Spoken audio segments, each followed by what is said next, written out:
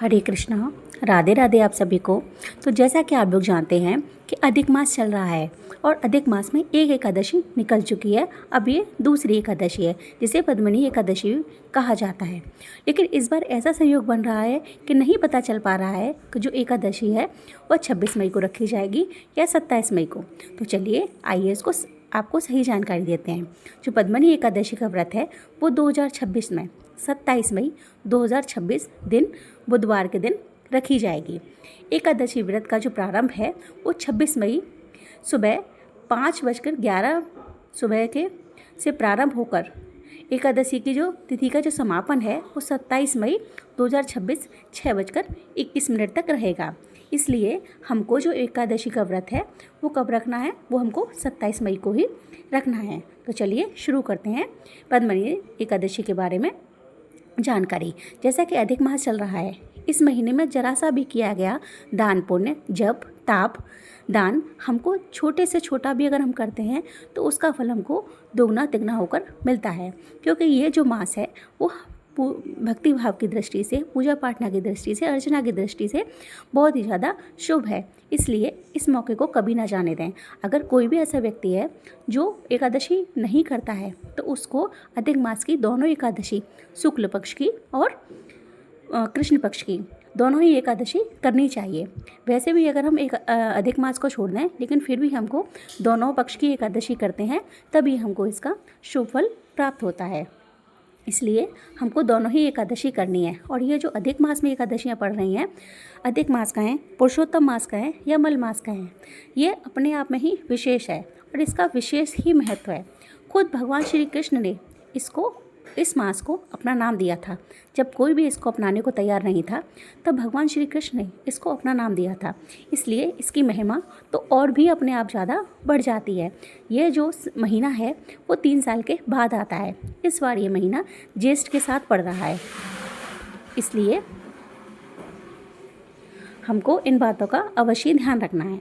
तो चलिए शुरू करते हैं एकादशी के बारे में। अधिक मास यानी पुरुषोत्तम मास वैसे भी आध्यात्मिक का ये महीना माना जाता है क्योंकि इस मास में किया गया छोटा सा भी कार्य बहुत हमको अधिक फल प्रदान करता है। और अगर ऐसे मास में एकादशी तिथि आए तो फिर सोने पर सुहागा बन जाता है। और ऐसे ही एकादशी तिथि यानी अधिक मास की विशेष जानकारी बस कुछ ही दिनों में आने वाली है। और इस एकादशी का नाम है पद्मिनी एकादशी, जो अधिक मास की एकादशी है वो 3 साल के बाद आती है।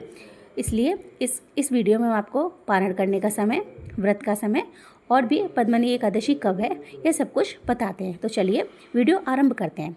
इस बार अधिक मास में ज्येष्ठ मास की पद्मिनी एकादशी आ रही है जो कि 27 मई दिन बुधवार के दिन है। एकादशी तिथि आरंभ हो जाएगी 26 मई से ही और इसका समापन होगा 27 मई को। इसलिए जो व्रत है वो हमको 27 मई को ही रखना है।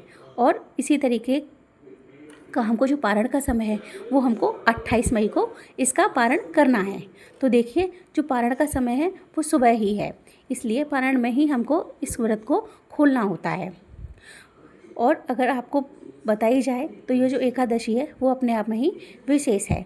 इसलिए पूजा अर्चना, तुलसी माता पर दीपक जलाना, हम दीन दुखियों की सेवा करना, जल की सेवा करना और भगवान शिव के मंदिर में 1 लोटा जल हमको अवश्य ही चढ़ाना है।